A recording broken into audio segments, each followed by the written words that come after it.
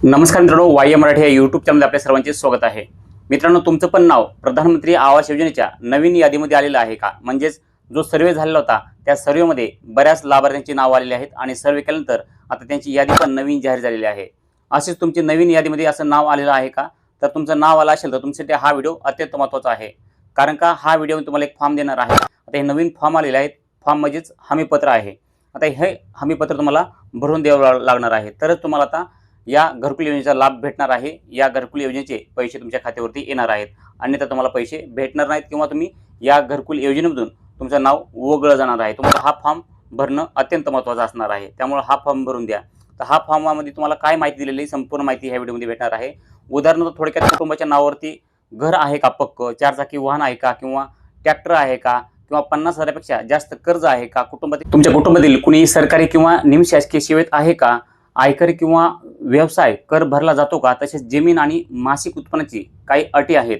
या फॉर्ममध्ये नेमकं काय लिहायचं आहे, कोणकोणत्या अटी आहेत, कोणते कागदपत्र जोडायचे आहेत आणि हा फॉर्म कोणत्या लाभार्थ्यांसाठी अत्यंत महत्त्वाचा आहे, संपूर्ण माहिती ह्या व्हिडिओ तुम्हाला भेटणार आहे। त्यामुळे व्हिडिओ संपूर्ण बघा। चॅनलला जर तुम्ही सबस्क्राईब केलं नसेल तर चॅनलला सबस्क्राईब करा, कारण की घरकुलचे नवनवीन अपडेट, नवनवीन माहिती तुम्हाला आपल्या चॅनलवरती भेटत असते। त्यामुळे या चॅनलला सबस्क्राईब करा। इथून पुढे पण तुम्हाला हप्ते कधी पडणार आहे, तुमचं नाव ऑनलाईन कधी होणार आहे, संपूर्ण ए टू झेड माहिती आपल्या चॅनलवरती येणार आहे सर्वात अगोदर। त्यामुळे व्हिडिओ संपूर्ण बघा।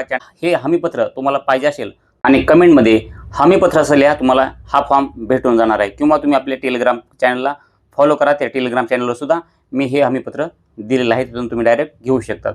चला तर मित्रांनो, उशीर न करता डायरेक्ट व्हिडिओला सुरू करूयात आणि ह्या हमीपत्रामध्ये काय लिहायचं आहे संपूर्ण माहिती आपण तुम्हाला पुढे देणार आहोत।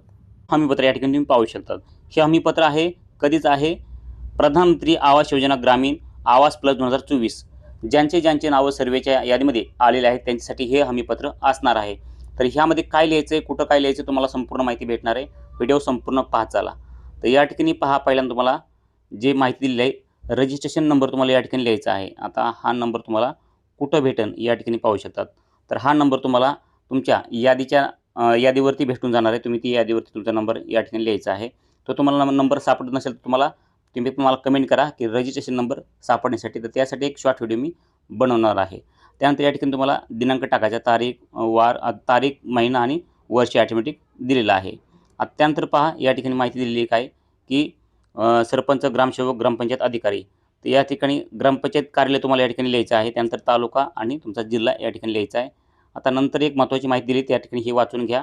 जो विषय आहे तो विषय वाचून घ्यायचा आहे की प्रधानमंत्री आवास योजना ग्रामीण अंतर्गत आवास प्लस 2024 संरक्षणातील लाभार्थी म्हणून कायमस्वरूपी प्रत्यक्ष यादीमध्ये नाव कायम ठेवण्याबाबत हे हमीपत्र आहे। हे तुम्ही वाचून घ्या। आणि त्यानंतर पहा, अर्जदाराचं या ठिकाणी नाव लिहायचं आहे। तुमचं नाव या ठिकाणी लिहा, अर्जदाराचं नाव जे आहे ते या ठिकाणी तुमचं लिहा। त्यानंतर बेनिफिशरी आय डी। आता हे बेनिफिशरी आय डी तुम्हाला दाखवतं। या ठिकाणी पहा, तुम्हाला ही आय डी तुम्हाला दिसत आहे, या ठिकाणी पाहू शकतात। जी आय डी दिलेली आहे, या ठिकाणी तुम्हाला आय डी दिलेली, ती आय डी तुम्हाला टाकायची आहे। आता ही आय डी तुमच्या नावासमोर असणार आहे। तुमची यादी पहा, तुमचं त्या ठिकाणी नाव असणार आहे, तुमच्या वडिलांचं नाव, गावाचं नाव, तुमचं या ठिकाणी कास्ट दिसणार आहे। त्यानंतर job card number, mobile number असं तुम्हाला या ठिकाणी माहिती भेटणार आहे।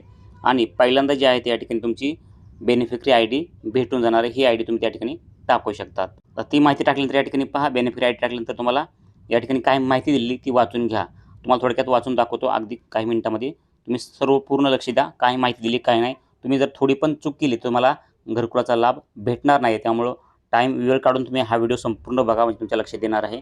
कारण की ज्यावेळेस लाडक्या बहिणीचं नवीन फॉर्म झालं ते सुरू, त्यावेळेस पण लाडक्या बहिणीला अशा प्रकारचं हमीपत्र भरण्यासाठी त्या ठिकाणी दिलेलं होतं। जर काही लाडक्या बहिणींनी ते हमीपत्र बरोबर भरलं नव्हतं तर त्यांची नावं वगळली गेलेली आहेत। त्यामुळं तुम्ही पण हे लक्षपूर्वक ऐका, लक्षपूर्वक हा व्हिडिओ बघा, हे हमीपत्र लक्षपूर्वक भरा, म्हणजे तुम्हाला घरकुलाचा लाभ भेटणार आहे। तर या ठिकाणी पहा, काय माहिती दिली तुम्हाला संपूर्ण वाचून दाखवतो की वरील विषयानवे मी हमीपत्र लिहून देते की प्रधानमंत्री आवास योजना ग्रामीण अंतर्गत आवास प्लस 2026च्या संरक्षणामध्ये मला घरकुल मंजूर होण्यासाठी लाभार्थी म्हणून दिलेली माझी सर्व वैयक्तिक, कौटुंबिक, आर्थिक आणि मालमत्तेविषयी माहिती पूर्णपणे खरी व सत्य आहे। मी व माझ्या कुटुंबाने प्रधानमंत्री आवास योजना ग्रामीण पात्रतेच्या खालील सर्व अपात्रतेच्या निकषाची तपासणी केली असून माझे कुटुंब खालील कोणत्याही निकषात बसत नाही, म्हणजेच माझे कुटुंब सदरील घरकुल योजनेस पूर्णपणे पात्र आहे। आता माझ्या किंवा आता पहिल्या अट पहा, या ठिकाणी काय अटी दिलेल्या आहेत ही पहिली अट आहे. तर ह्या अटीमध्ये काय माहिती दिली पहा. तर माझ्या किंवा माझ्या कुटुंबातील कोणत्याही सदस्याची नावे भारतात कुठेही पक्के घर नाही. त्यानंतर 2 नंबर अट पहा. 2 नंबर अट अशी आहे की माझ्या किंवा माझ्या कुटुंबात कोणत्याही सदस्याच्या नावे 3 अथवा 4 चाकी वाहन नाही आहे. कार, ट्रॅक्टर, हार्वेस्टर इत्यादी नाही आहेत. त्यानंतर आता 3 नंबर पॉईंट पहा. 3 नंबर पॉईंट जो आहे तो माझ्या कुटुंबाकडे रुपये 50,000 किंवा त्याहून अधिक मर्यादेचे क्रेडिट कार्ड नाही आहे. क्रेडिट कार्ड पण तुमच्याकडे नसायला पाहिजे या ठिकाणी असं दिलेलं आहे. त्यानंतर पहा की माझ्या कुटुंबातील सदस्यापैकी कोणीही शासकीय, निमशासकीय सेवेमध्ये नाही आहे. त्यानंतर पहा की माझ्या कुटुंबातील सदस्यापैकी कोणतीही व्यक्ती आयकर किंवा व्यवसाय कर म्हणजेच इन्कम टॅक्स, प्रोफेशनल टॅक्स भरत नाही आहे.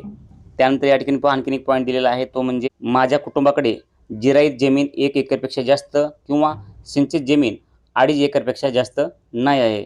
त्यानंतर आणखीन एक पॉईंट दिलेला आहे तो पहा. तो पॉईंट म्हणजे माझ्या कुटुंबाचे एकूण मासिक उत्पन्न रुपये 15,000 पेक्षा जास्त नाही आहे. आणि तर शेवटची एक अट दिलेली तुम्ही त्या ठिकाणी पाहून घ्या. माझ्या किंवा माझ्या कुटुंबातील कोणत्याही सदस्याच्या नावे यापूर्वी कोणत्याही शासकीय योजनेतून घरकुलाचा लाभ घेतलेला नाही आहे. तर हे तुम्हाला संपूर्ण वाचून घ्यायचं आहे. संपूर्ण माहिती समजली असेल की कोणकोणत्या अटी दिलेल्या आहेत. ह्या अटीमध्ये तुम्हाला बसायला पाहिजे. पहिली गोष्ट जी आहे ती तुमच्याकडे कुठल्याही प्रकारचं क्रेडिट कार्ड नसायला पाहिजे 50,000पेक्षा जास्तीचं. या ठिकाणी पॉईंट दिलेला आहे. 50,000 रुपयापेक्षा किंवा त्यापेक्षा जास्त अधिक मर्यादेचे क्रेडिट कार्ड नसायला पाहिजे. तुम्ही इन्कम टॅक्स भरणार नसायला पाहिजे. त्यानंतर 2.5 एकरपेक्षा जास्त जमीन नसायला पाहिजे.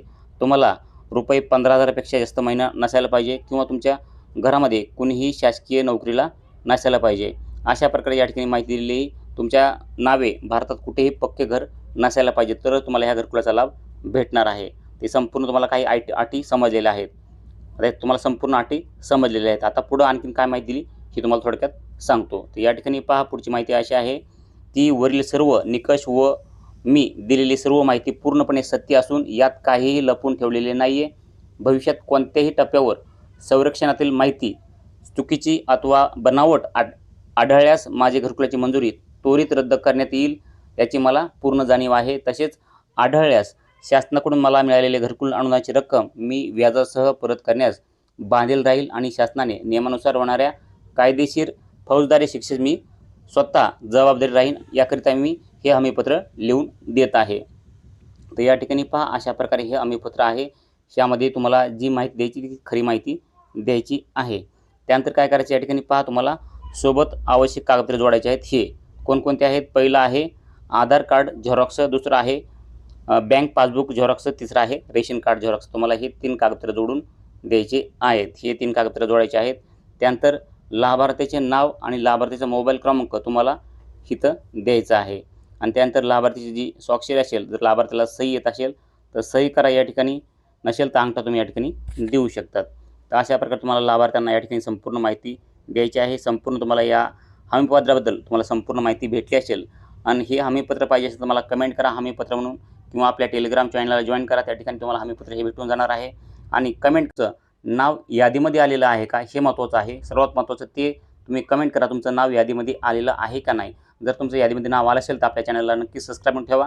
कारण तिथून पुढं पण तुम्हाला नवीन यादीबद्दल तुम्हाला नवीन माहिती जी येईल तुम्हाला सर्वात अगोदर पाहण्यासाठी आपल्या चॅनलवरती भेटणार आहे. त्यामुळं आपल्या चॅनलला आत्ता सबस्क्राईब करून ठेवा. तुम्हाला हप्ते येईपर्यंत तुम्हाला संपूर्ण माहिती जी आहे ती आपल्या चॅनलवरती भेटणार आहे. त्यामुळे चॅनलला सबस्क्राईब करा, व्हिडिओला लाईक करा.